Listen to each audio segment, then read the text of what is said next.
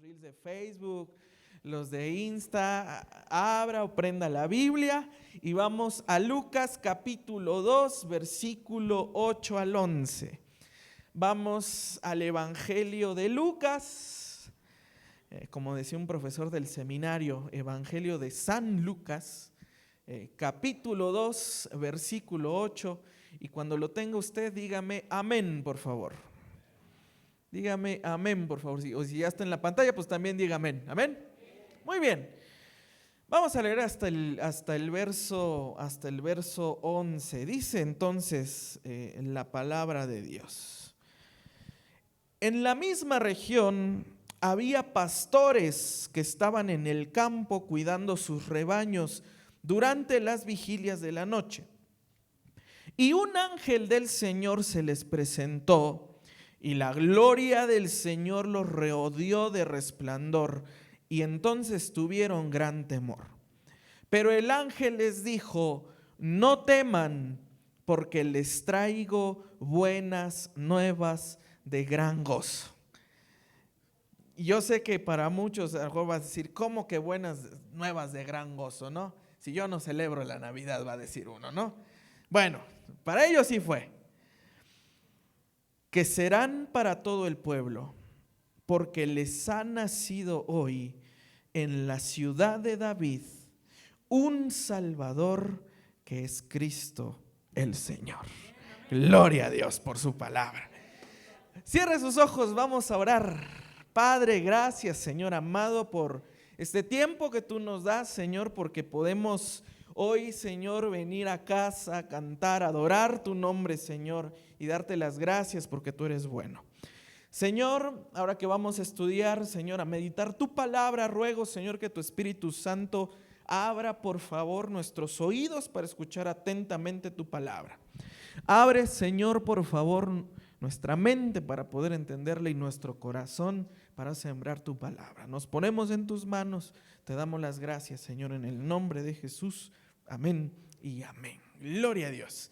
El tema, bueno, lo estuvimos anunciando en redes sociales el día de ayer, pero se lo paso. El tema se llama Noel, así, Noel, cuando la eternidad tocó el tiempo. Noel, cuando la eternidad tocó el tiempo. Hermano, ¿por qué le puso Noel? ¿Qué es Papá Noel o qué tiene que ver el Santo Claus ahí, verdad? No. La palabra Noel es una palabra en latín que significa el nacimiento o el natalicio de Cristo o Salvador. En pocas palabras, es un sinónimo de la palabra Navidad, ¿sí? Eso significa la palabra Noel, ¿no? El nacimiento, el natalicio de Cristo el Salvador, ¿no? Por eso hay algunos villancicos, si lo quiere ver de esa manera, que así se llaman Noel, no por Santo Claus. No tiene nada que ver. El gordo panzón que se viste de rojo es un rollo ahí de coca, ¿no? Entonces, pero Noel viene de esa palabra, ¿no? Ahora, este mensaje lo estructuré en dos partes, ¿no? Póngame atención porque este va a ser un mensaje distinto en cierta manera, ¿no? Póngame atención en esto. La primera parte vamos a ver aspectos históricos, geográficos, teológicos, para contestar algunas preguntas de esta festividad que particularmente para un sector del cristianismo le causa algunos problemas o le causa ciertos problemas, ¿no? A lo mejor algunos de nosotros crecimos con cae Navidad, casi es como el Día de los Muertos, ¿no? Eso es del diablo, eso es de Satanás, eso es pagano y nada de eso, ¿no? Pero otro sector del cristianismo, otro sector histórico del cristianismo, probablemente su fecha más importante de la iglesia es el 25 de diciembre o en la celebración del nacimiento de Jesús. Algunas iglesias incluso le dan más peso a la Navidad que a la Semana Santa, ¿no? Igual la Semana Santa, otro sector del cristianismo ha dicho que eso es cosa del diablo, de los católicos y no sé cuánto. Y bueno, otro sector también abraza la festividad de la Semana Santa o de la Semana de la Pasión, y también el Domingo de Resurrección. Es uno de los domingos más importantes, o probablemente la fecha más importante también de muchas iglesias, el Domingo de Resurrección, ¿no? Entonces, voy a ver en la primera parte, o sea, el reto es darle las dos partes hoy, porque ya el otro domingo no predico yo. Y con base tanto en la historia, que es la primera parte, y luego vamos a ver la parte exegética y teológica aquí de Lucas, para que podamos amarrar este mensaje y contestar algunas preguntas y a lo mejor por un tema de conciencia de cada uno de nosotros va a tener las posturas y uno decide qué es lo que hace también con este tipo de cosas. ¿Dice amén? ¿Sí? ¿Me está entendiendo? Muy bien. Diciembre de 1914, la Primera Guerra Mundial estaba en auge, y curiosamente 24 y 25 de diciembre se suscitó un evento muy curioso en Europa que se llamó la Tregua de la Navidad. En las trincheras del frente occidental, la Primera Guerra Mundial fue también una desgracia enorme. Entre los soldados británicos y los alemanes, ese día decidieron no pelear, no matar a nadie, no meterse en problemas, ¿no? O sea, el 23 de diciembre se estaban todos matando, pero 24 y 25, especialmente el 25 de diciembre, se dio a esa tregua de la Navidad, que no fue mandada por nadie. O sea, un general no dijo hoy no peleamos. Simplemente todos los soldados dijeron hoy no, porque es un día especial. Hoy no nos vamos a pelear porque es un día especial.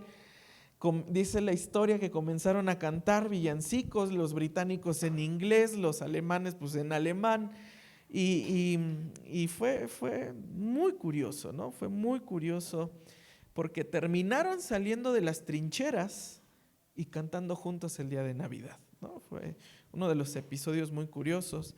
Cuenta la historia que se dieron la mano, intercambiaron dulces, chocolates que entre ellos tenían, pues no había regalos, lo único que tenían era pistolas, balas, cañones, pero entre ellos intercambiaron lo que tenían, y decidieron también ese día enterrar y darles respeto a los muertos que habían caído, ¿no? Es decir, déjame enterrar a mis muertos de ambos bandos. Y por unas horas el odio fue suspendido. Obviamente la guerra no terminó ese día, pero la violencia fue interrumpida por la memoria del nacimiento de Jesús. Es uno de los episodios más curiosos también en eso, ¿no? Entonces, los historiadores coinciden en algo. Aquella tregua no fue producto de una estrategia militar, sino de un símbolo más grande que la guerra, que es Jesús, ¿no? Ese día de Navidad tocó la conciencia humana, recordando que aún en medio de la guerra y de la oscuridad más profunda, Dios había entrado en la historia para traer paz en medio de los hombres. Karl Barth, el gran teólogo de la neortodoxia del siglo XX, comentaba: la Navidad significa que Dios no permaneció en el cielo como espectador, sino que entró en la historia de la humanidad, ¿no? Entonces, muchas historias así podemos ver, mis hermanos, pero la primera pregunta histórica y teológica que sale: ¿cuándo nació Jesús? Esa es la pregunta que ha sacado debate en muchos cristianos. Es que no nació en 25 de diciembre, no, es que nació en octubre, es que nació en septiembre. La respuesta clara obviamente es 25 de diciembre es una fecha demasiado exacta para decir que Jesús nació en 25 de diciembre. ¿Me está entendiendo? ¿Sí? O sea, es muy exacto decir 25 de diciembre. Ahora hay otro problema. Diciembre, o como tal el calendario que tenemos ahora, no es el calendario que se usaba en esa época. Entonces tampoco decir 25 de diciembre, así la fecha 25 de diciembre no es correcto, porque el calendario que tenemos hoy en día no estaba no estaba aceptado, ¿no? Entonces, ¿cuándo nació Jesús? Hay argumentos que señalan que Jesús probablemente no nació en diciembre, ¿no? Por ejemplo, acabamos de leer en Lucas, los pastores dice que estaban ahí en el campo velando el rebaño, y pues lo que algunos historiadores y teólogos dicen es: ¿qué pastor con sentido común va a tener a las ovejas afuera en medio de un invierno tan crudo? Ese sería un buen argumento, ¿no? Un argumento climático, ¿no? A ver, Lucas dice que los pastores estaban con las ovejas, pues si el invierno es tan duro, pues ¿cómo va a haber pastores pastoreando en ese entonces, ¿no? De hecho, un judío estudioso llamado Alfred Edersheim, que tiene un libro que se llama La vida en los tiempos de Jesús el Mesías, es uno de sus argumentos, que no puede haber eso, ¿no? Porque el invierno, especialmente en las zonas altas de Judea, los rebaños no se quedaban a la intemperie debido al frío, porque pues la temperatura podía descender bajo cero, ¿no? Entonces, pues para algunos sugiere que el nacimiento pudo haber ocurrido en una estación más temprana. Lo fechan el nacimiento de Jesús estas personas cercano a la fiesta de los tabernáculos, que es entre septiembre y octubre, es decir, el otoño. ¿Sí? Ellos marcan que probablemente Jesús nació en otoño, en la fiesta de los tabernáculos, ¿no? Entonces eso es lo que se dice, ¿no? Entonces, ahora, hay argumentos que dicen por qué Jesús sí pudo haber nacido en diciembre, ¿no? Ya le di los que probablemente no, junto con el cálculo la postura de que Jesús nació en otoño, entre el mes de septiembre y entre el mes de octubre. Ahora hay argumentos que dicen que sí. El primer argumento, que es igual el del clima, es que el invierno palestino no es el mismo invierno que el europeo. De hecho, Edersheim nació en Austria, para lo cual sí tuvo viajes a Israel, pero no fueron viajes en ese entonces, ¿no? Comentan que el clima de Judea varía en zonas, por lo cual la actividad pastoril podía ser en todo el año. O sea que sí hay actividad pastoril en invierno. Es lo primero que muchos dicen. Y no lo digo yo. Está documentado también en el libro del doctor E.P. Sanders, que se llama Jesus and Judaism, o Jesús y el judaísmo. Y en otro libro que no marca mucho, no habla mucho de Jesús, sino de Pablo, Paul and the Palestinian Judaism, o Pablo y el judaísmo palestino, donde él se fue como 4 o 5 años a Israel a vivir, a entender toda la cultura, y se fue a Belém en tiempos de decembrinos, y dijo que nada que ver el invierno canadiense, porque E.P. Sanders era canadiense, con el invierno en Judea. El clima en Belém, por ejemplo, ahorita está en máximo, ahorita está soleado, 18 grados, descendiendo a una temperatura en 5 grados. Sí es frío, pero es un frío soportable.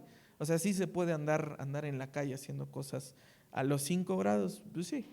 De hecho, es a lo que amanecemos aquí, ¿no? Si usted sale temprano, 5 o 6 de la mañana, y el aire, sí hace frío, no lo voy a negar, pero se puede salir, ¿no? O sea, se puede salir, además de que no cae nieve, no, en las zonas altas de Judea no cae nieve, y sí se puede hacer actividad pastoril, ¿no? Entonces, indican que sí es posible el pastoreo en diciembre. Ahora, hicieron ahí un cálculo curioso. Usted sí sabe, ¿verdad?, que Jesús y Juan eran parientes. Juan el Bautista, ¿verdad? Eran primos. ¿Sí sabe quién era el papá de Juan el Bautista? Un maestro de la palabra. ¿Quién era? Sacerdote. ¿Cómo se llamaba el sacerdote? Zacarías. ¿Sí? Zacarías pertenecía al turno sacerdotal de Abías. son las 24 órdenes sacerdotales que puso David, ahí en Primera de Crónicas capítulo 24, ahí están las 24 órdenes sacerdotales. Zacarías pertenecía a la orden de Abías, ¿no? Y la orden de Abías le tocaba ministrar, según en los siglos del primero al tercero, le correspondía al mes de Tisri, y el mes de Tisri a calendario de ahora es el mes de septiembre. ¿Qué tiene que ver Zacarías con todo esto? Ok. El ángel se le aparece a Zacarías cuando Zacarías estaba ministrando, eso lo dice Lucas capítulo 1. Él estaba ministrando en el templo, el ángel se le aparece y le dice: Zacarías, vas a tener un hijo, ¿no? Que va a ser el que va a anunciar y va a preparar el camino. Usted sabe la historia, que Zacarías no le cree, el ángel se enoja y lo deja mudo, y tiene que escribir lo que él quiere decir.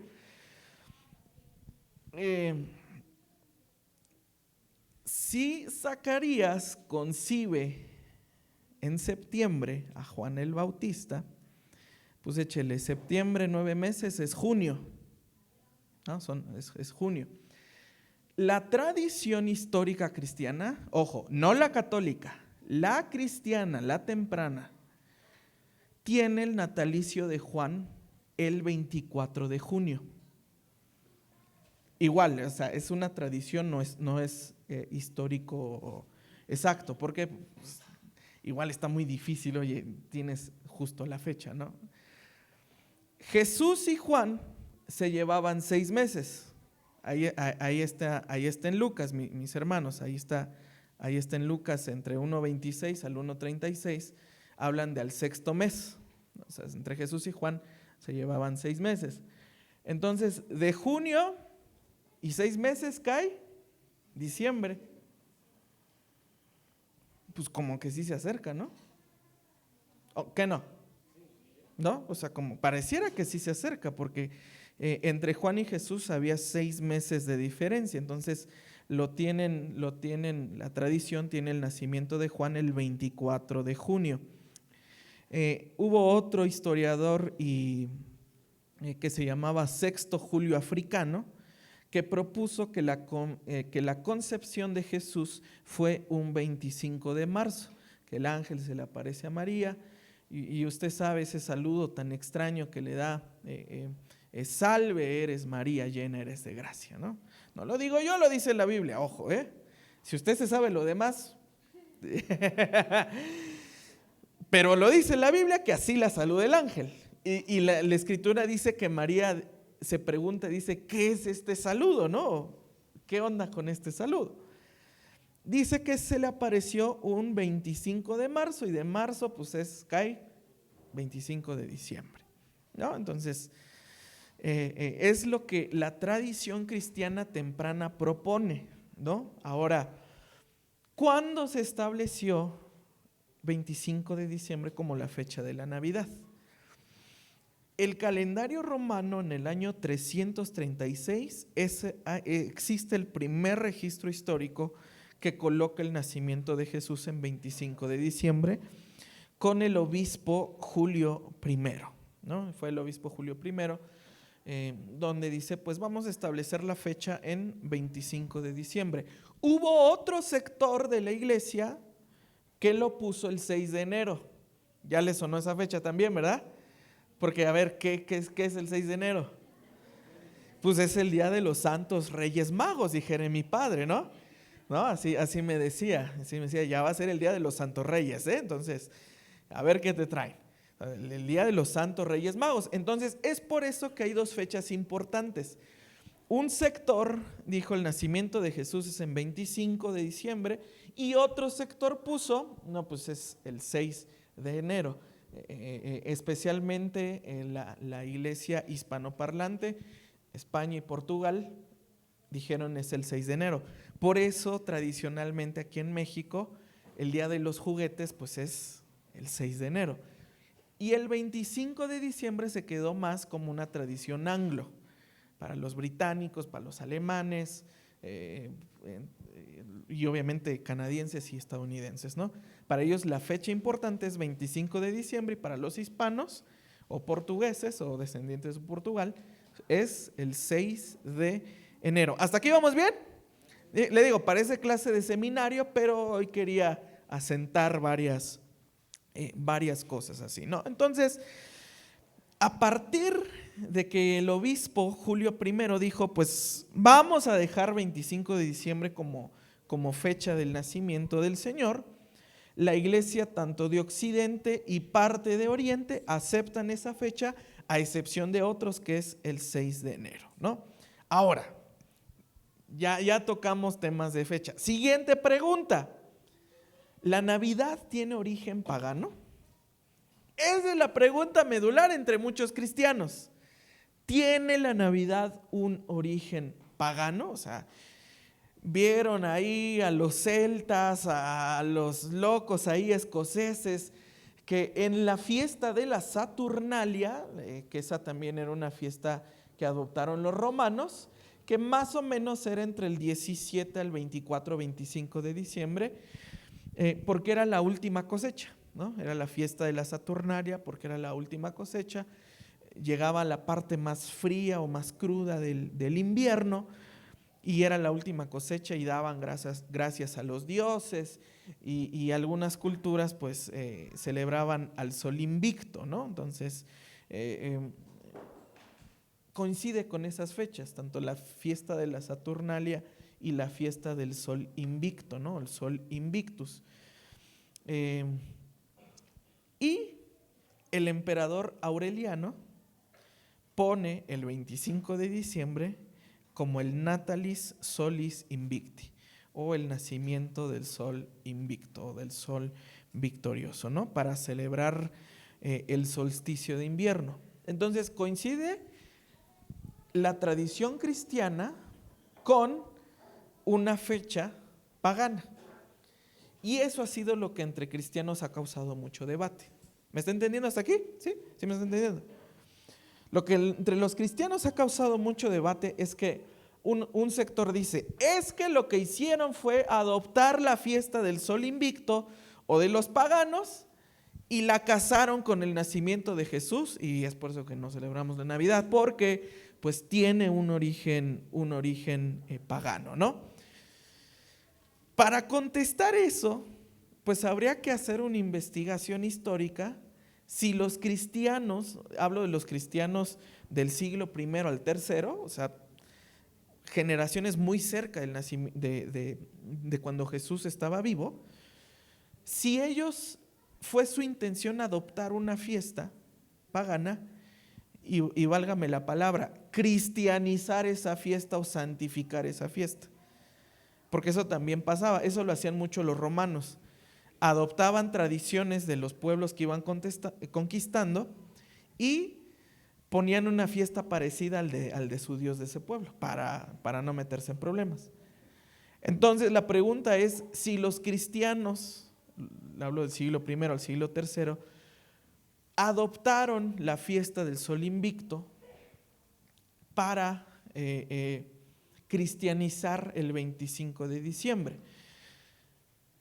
Con base a la investigación, no mía, sino que consulté otras literaturas que ya hicieron la investigación por mí, no existe un registro patrístico temprano que hable de una intención cristiana o conspiración cristiana para reemplazar la Saturnalia o el sol invicto.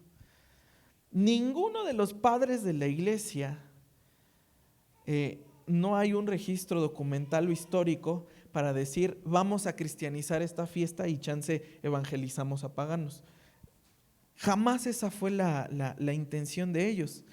Los cristianos interpretaron más bien la fecha como una, le llaman así, coincidencia providencial. Fue el término que usó también Agustín. Coincidencia providencial de que justo el nacimiento del Salvador coincida con la fiesta del sol invicto.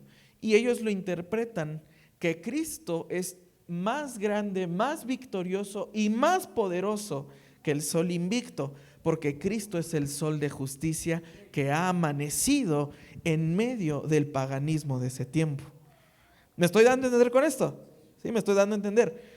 Entonces Agustín escribió no adoremos al sol visible, sino aquel que ha hecho el sol, ¿no? Entonces, Ambrosio también llamaba a Cristo el sol de justicia o el sol iustataie, que está en Malaquías capítulo 4, versículo 2, no se lo inventó él. Entonces, para muchos predicadores del siglo IV, la Navidad o el 25 de diciembre ofreció una oportunidad de llevar el evangelio en medio de un mundo que estaba celebrando la Saturnalia, y la Saturnalia era un carnaval. O sea, entre ellos, por ejemplo, el emperador romano regalaba mujeres a la gente, ¿no? Ya sabrá para qué.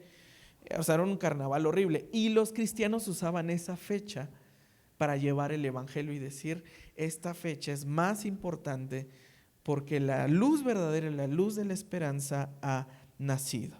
Entonces los cristianos utilizaron este tiempo para distinguirse del desorden público y presentar un testimonio de santidad, mientras los romanos presentaban un mal testimonio. Ya sabrá de cómo, ¿verdad? ¿Vamos bien hasta aquí? Ahora, ¿cuál fue la postura histórica pasando? Los reformadores, vámonos hacia los reformadores. Hubo reformadores que sí adoptaron la Navidad y hubo reformadores que dijeron esto es del diablo. O sea, el debate no es nuevo, para que me entienda. O sea, este debate no es nuevo, ya lleva muchos siglos diciendo, no, esto es del diablo, no es del diablo, como esto ya lleva mucho tiempo. Por ejemplo, Ulrico Zwinglio, el reformador de Suiza, no celebraba nada de eso. De hecho, la historia dice que Martín Lutero y Ulrico Zwinglio trataron de unir fuerzas para llevar la reforma protestante a toda Europa, pero no se pusieron de acuerdo en un tema de la Santa Cena. Y bueno, Lutero, con el carácter y humildad que le caracterizaba, la reacción de Lutero no fue, bueno, hermano, tú estás aquí con su lado. Lutero lo que hizo fue agarrar a golpes a Zwinglio. O sea, no lo digo yo, lo dice la historia. Lutero no crea que, no estamos de acuerdo, no te preocupes. No, Lutero sí va a los golpes. Vaya testimonio del gran reformador. Pero Zwinglio no aceptó la Navidad, dijo que eso era también del diablo, no estaba ordenado en la Biblia, no estaba estipulado en la Biblia, ¿no? Entonces ellos decían que no. Y hubo otro sector británico que después se vinieron a las colonias americanas, que se llamaban los puritanos, que tampoco celebraban la Navidad por ser algo completamente pagano, ¿no? Entonces, entre algunos reformadores que eran de Suiza para abajo, junto con el grupo de los puritanos, que fueron los que provocaron la guerra civil inglesa, que tuvieron que salir huyendo a las colonias americanas, tampoco ellos decían que la Navidad se tenía que celebrar. Fue hasta el siglo XIX, le hablo de los 1800, que en Inglaterra, Estados Unidos y en general Alemania, Austria, Francia, la Navidad renació como una celebración centrada en la familia, el evangelismo y la caridad para ayudar a los pobres. Resurgió esa tradición.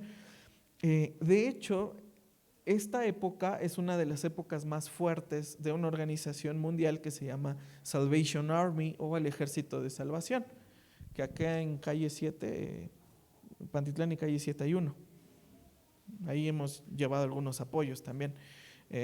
Y el Ejército de Salvación aprovechaba esas fechas para evangelizar, para apoyar a los pobres, para llevar regalos a los niños, para ayudarlos. Y se dice que en ese entonces la sociedad británica adopta la Navidad como una celebración y reflejo de carácter completamente cristiano. O sea, no lo vieron como algo pagano. Ya a partir de ahí dijeron, esto es algo que refleja cómo es que Dios quiere ver a los hombres, cómo es que Dios quiere ver a la humanidad.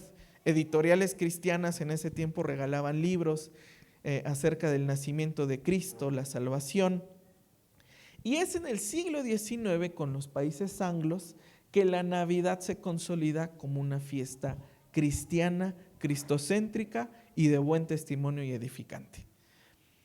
Obviamente llega el siglo XX y XXI y la Navidad se convierte en una compradera y gastadera de dinero. Y lamentablemente en Latinoamérica, en un día para ponerse a tomar y emborracharse. Se convierte en una fiesta de borrachos, una fiesta de paganos. Ahora ya ve que está de moda en una fiesta para pelearse por los terrenos, por la herencia, ¿verdad?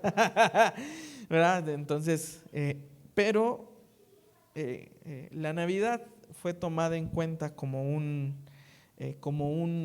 evento cristiano nada más, ¿no? Fue netamente cristiano.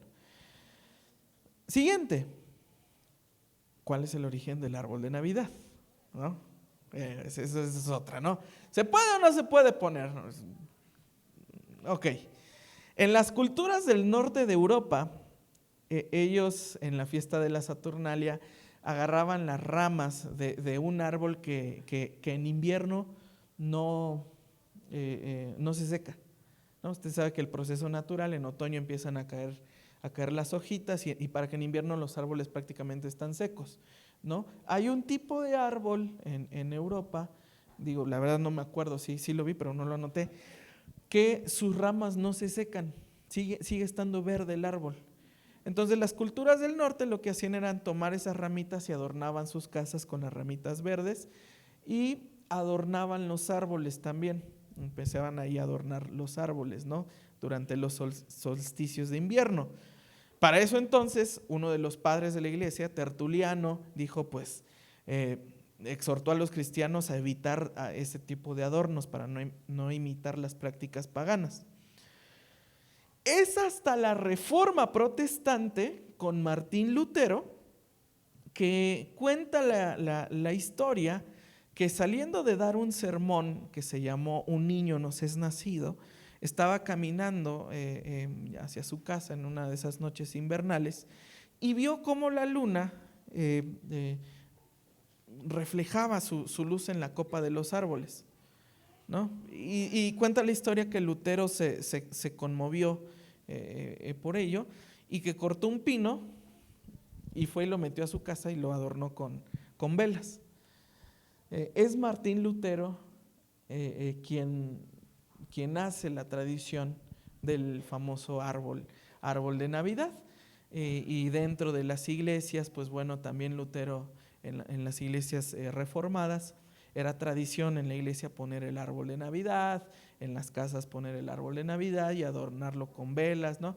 Ya hoy en día ya le ponen un chorro de cosas que esa cosa ya ni parece árbol, ¿no? Entonces, pero fue hasta, le hablo de 1517, la tradición del árbol cristiano de Navidad es, vamos a llamarlo así, ya sé que ya pasaron más de 500 años, pero es nueva, ¿no? O sea, no hubo ningún padre de la iglesia que lo haya puesto, no hubo nadie que lo haya puesto hasta el año de 1517 al 20, que fue Martín Lutero quien él simplemente en su casa se corta un pino, lo llena de velas y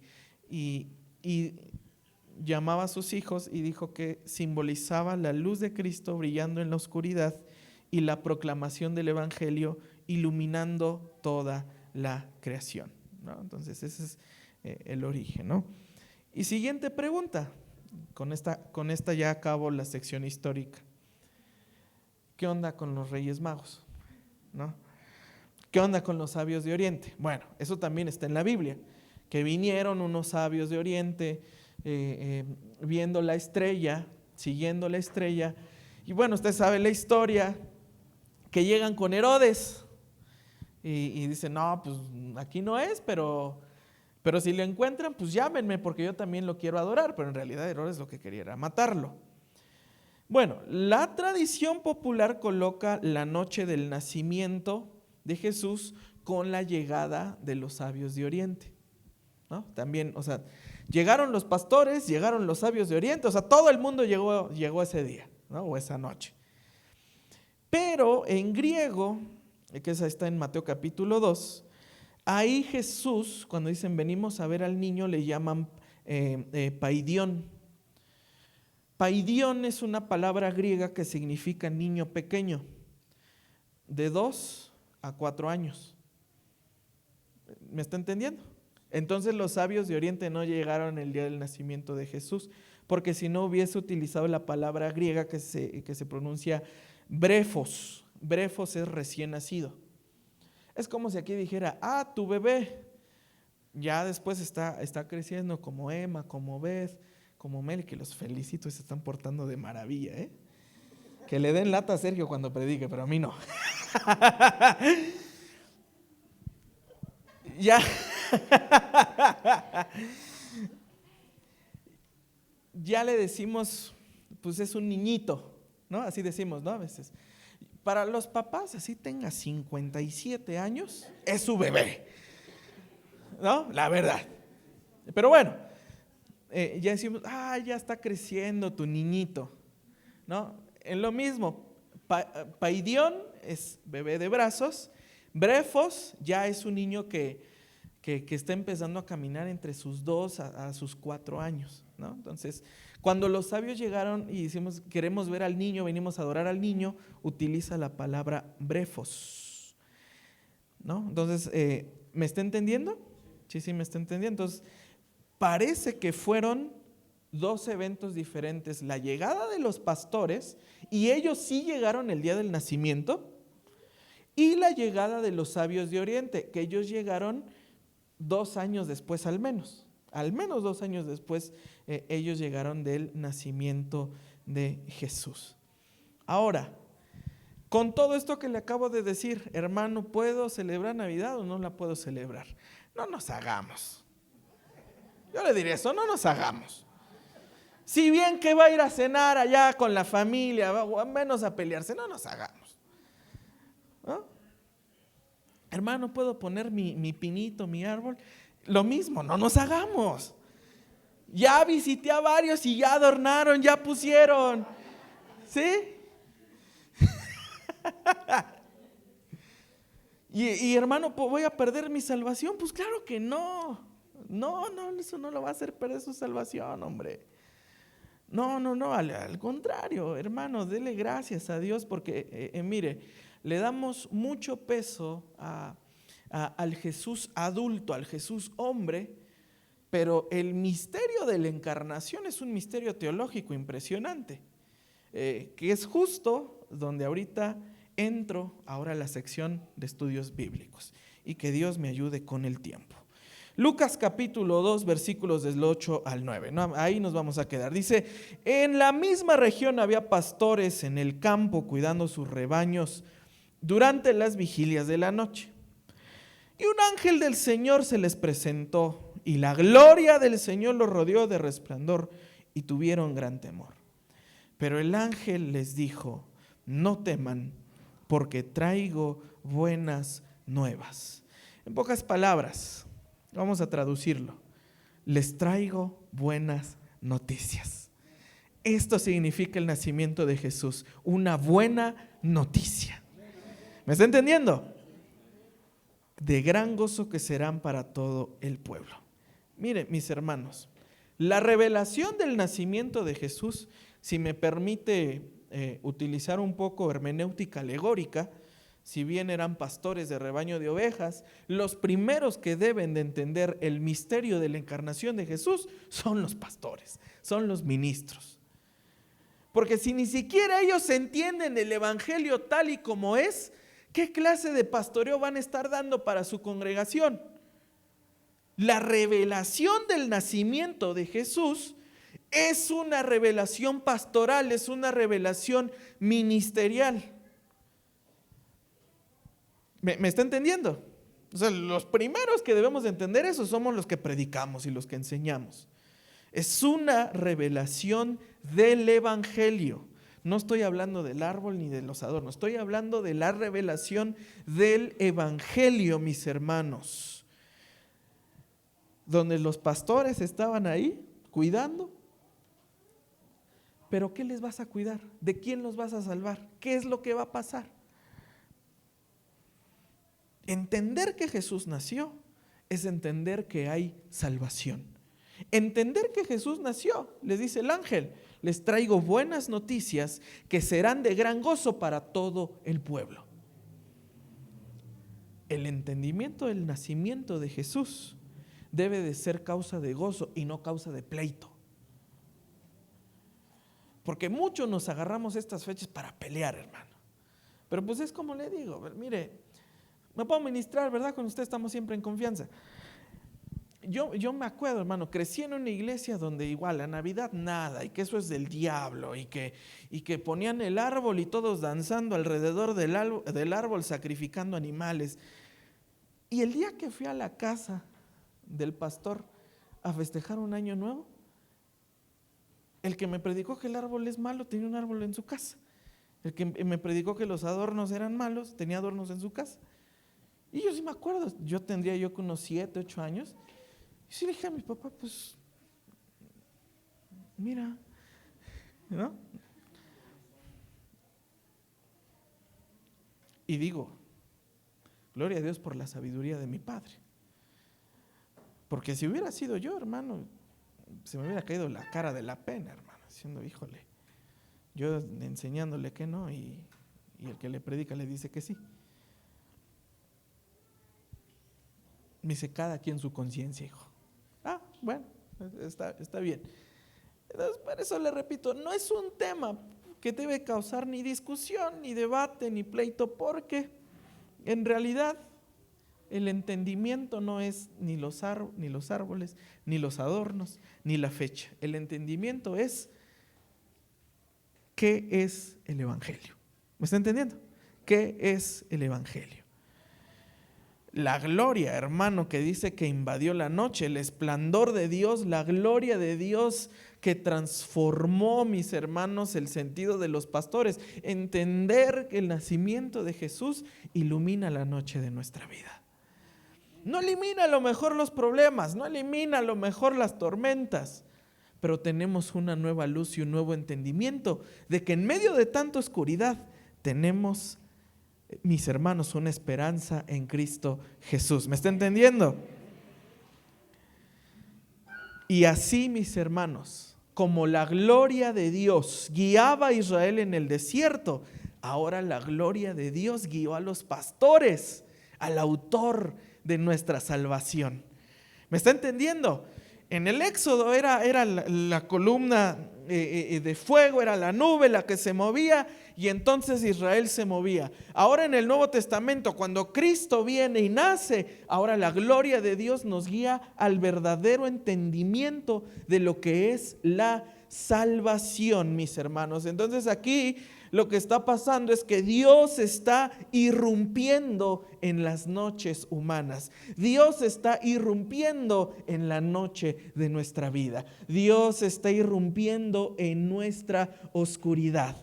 Que en la noche de enfermedad, que en la noche de ansiedad, que en la noche de tristeza, mis hermanos, Dios puede irrumpir e iluminar una noche de enfermedad para que entendamos de que hay una salvación más grande de lo que nosotros podemos ver. ¿Me está entendiendo con eso?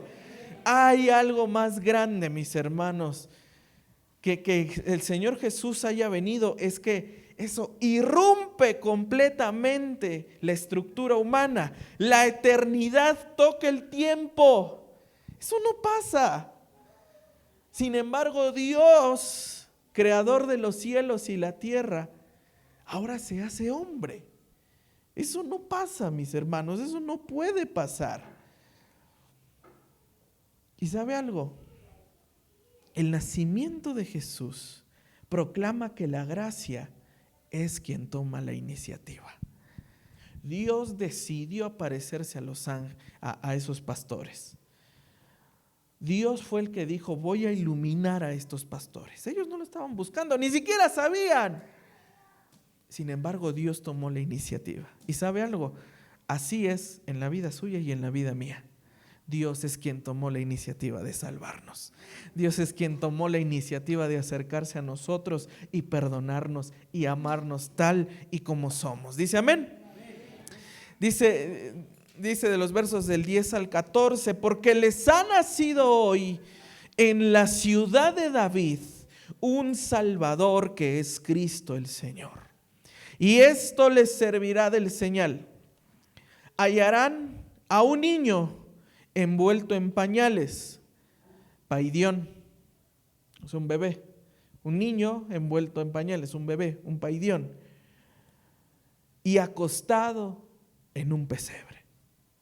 De repente apareció con el ángel una multitud de ejércitos celestiales alabando a Dios y diciendo: gloria a Dios en las alturas y en la tierra paz entre los hombres en quienes Él se complace.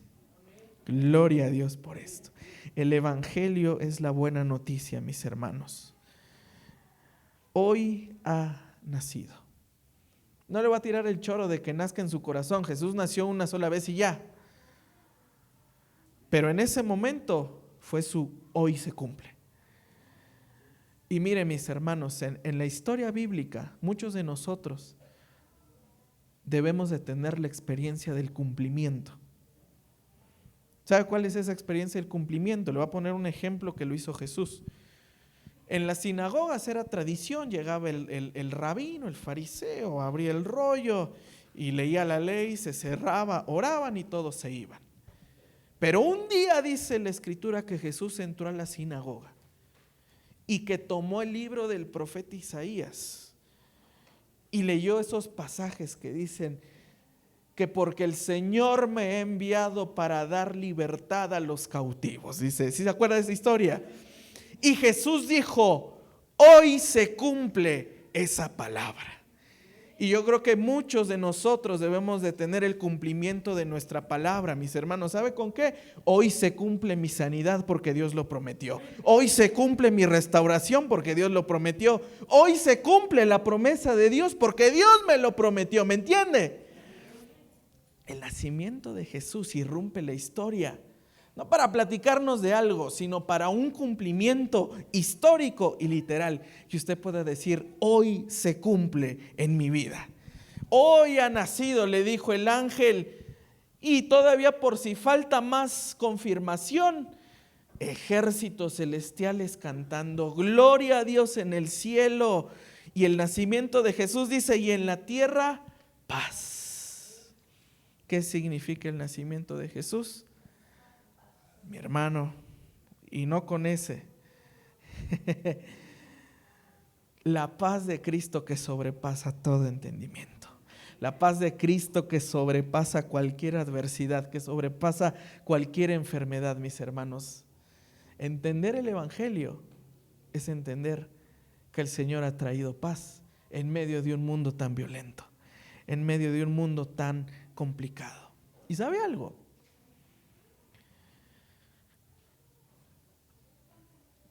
El nacimiento de Jesús, regreso a la parte teológica, es algo que en teología llamamos unión hipostática y en parte unión ontológica. Hermano, ¿de qué me está hablando? Por eso le digo, entender la Navidad no nada más es Navidad, hoy es Navidad, no. Tiene una parte teológica muy interesante. Estamos hablando de Dios hecho hombre, ¿verdad que sí? ¿Sí? Póngame atención acá. Y este también ha sido un debate entre teólogos y que ha causado problemas. A ver, ¿estamos de acuerdo que Jesús en este plano terrenal fue hombre? ¿Estamos de acuerdo con eso? Que no es una aparición, no es una visión, o sea, Jesús es hombre. ¿Verdad que sí? Ok, estamos de acuerdo con eso. Ahora la siguiente pregunta. Jesús en este plano terrenal, siendo hombre y con las necesidades humanas, ¿siguió siendo Dios? La respuesta es sí. Ahora, entonces, cuando María se embaraza y es concebida, estamos hablando de que Dios entró en el vientre de María. ¿Me está entendiendo? ¿Sí, vamos bien aquí? Esto en teología lo llamamos teotocos. Sé que suena como enfermedad, pero no es un término teológico, así se llama, teotocos. María, entonces, ¿es madre de Jesús hombre o también es madre de Jesús Dios? Eso está bueno, ¿verdad?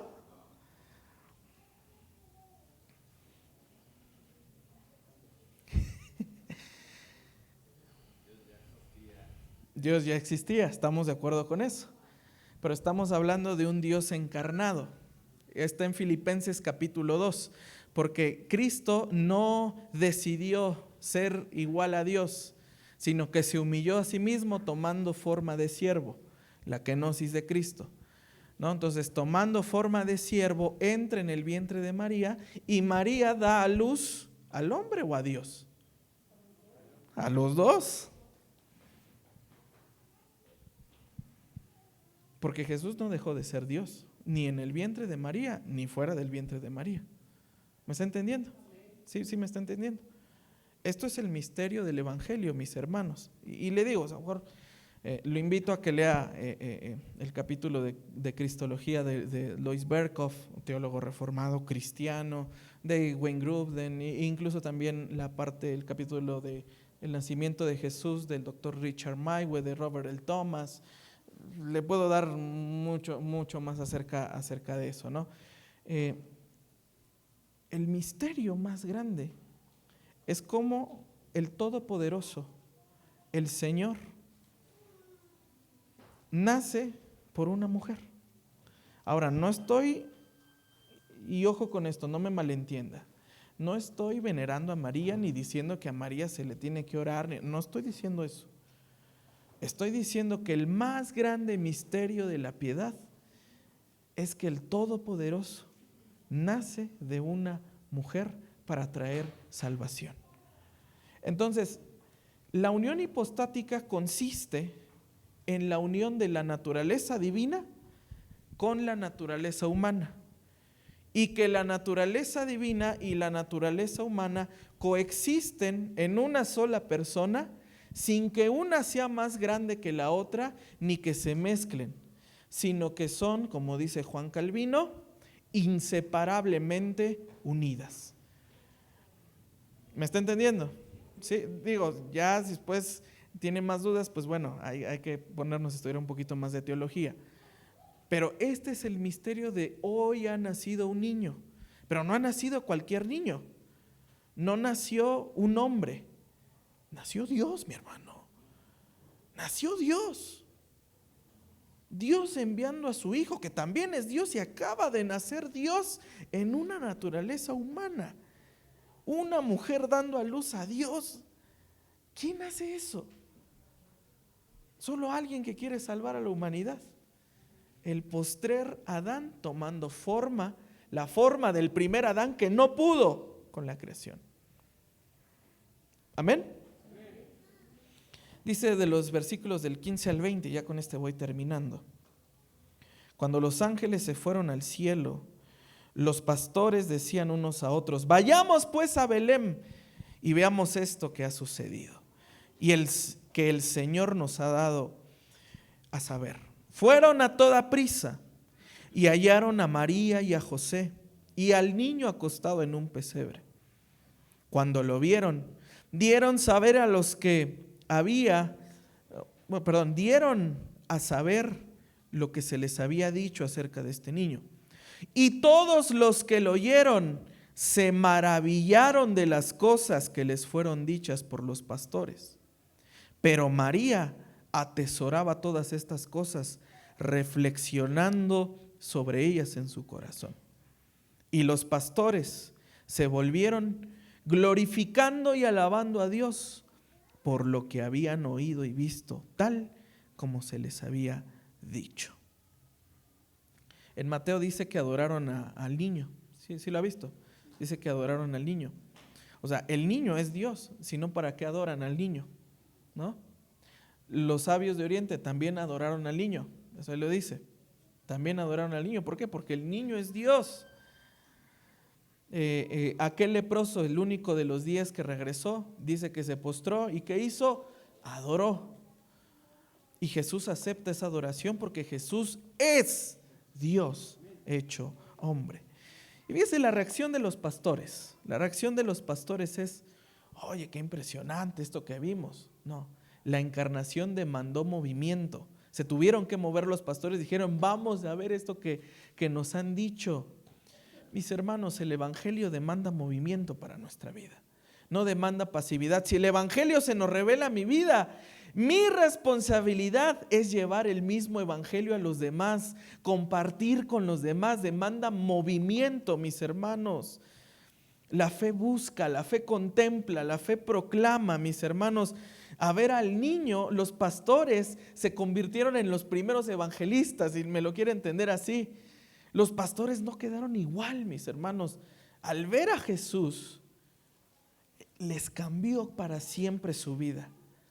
Se convirtieron en adoradores, proclamando el evangelio del Señor, mis hermanos. Entonces, entender el evangelio, la respuesta es adorar, mis hermanos. Entender que Jesús nació para salvarnos es: yo voy a adorar a mi Salvador. Yo me voy a mover a adorar a mi Salvador. Quien mira a Cristo termina proclamándolo. Sé que los pastores vieron al niño, platicaron y se fueron proclamando y adorando. Hermano, quien ve a Jesús termina hablando de Jesús. Quien tuvo un encuentro con el Señor termina hablando de aquel que vio. ¿Me entiende? La gloria de Dios cambia completamente a la persona. Un encuentro con Dios te puede cambiar completamente. Y dice que María meditaba, ¿verdad? ¿Sabe por qué? Esa es una expresión en griego que se parece mucho a una palabra que ya conoce. Es cimbaló, o como címbalo, cimbaló. Esa palabra en griego cimbaló quiere decir algo que piensas constantemente, algo que estás analizando, algo que estás digiriendo. ¿Por qué? Porque, mis hermanos, para empezar, que el ángel se le haya parecido a María y que le diga: vas a dar a luz a un hijo. Y María dice: pero espérate, soy virgen, ¿no? No, o sea, no va a ser de forma humana. El Espíritu Santo te va a cubrir y darás a luz a un hijo. Y habla entonces también eso de que María se queda sin valor, se queda pensando, diciendo: ¿qué esto que me está pasando qué es? Cuando Jesús nace, llegan los pastores y le dicen todo lo que vio. Dice: y María atesoraba todo esto. Dice, o sea, María estaba diciendo: entonces todo lo que me está pasando, no estoy loca, ¿verdad? Porque luego no crea que no me entero, ¿verdad? Está la embarazada, lloras por todo, te quejas por todo, no quieres nada. O sea, uno dice: ya está loca. O sea, María lo que está diciendo en pocas palabras: no soy yo, no estoy loca. Realmente lo que está pasando viene de Dios. Entonces, mis hermanos, el nacimiento de Jesús no es un mito, es literal, es histórico. Tampoco es un mero recuerdo cultural, tampoco es una tradición familiar, sino que es la proclamación que Dios irrumpe en medio de la oscuridad a traernos el evangelio, a traernos paz, a traernos salvación, y a lo cual hoy nos invita a responder con adoración, mis hermanos, y con misión. La gloria de Dios se reveló en una noche con unos pastores que ni siquiera estaban pensando en nada, simplemente estaban haciendo su trabajo, pero la paz descendió en forma de un niño y la encarnación transforma a quienes encuentran a Jesús, mis hermanos. Dice amén. La eternidad tocó el tiempo hace más de 2000 años. La eternidad puede tocar hoy nuestro tiempo. La eternidad hoy puede tocar nuestra vida, mis hermanos. La luz tocó la noche. La oscuridad no prevaleció, mis hermanos, sino que la luz tuvo la victoria. Y el evangelio tocó a los que nadie veía. El evangelio llamó a los que nadie llamaba. Mis hermanos, hoy es tiempo de buscar, contemplar y glorificar a nuestro Salvador. Dice amén. Póngase de pie, vamos a orar.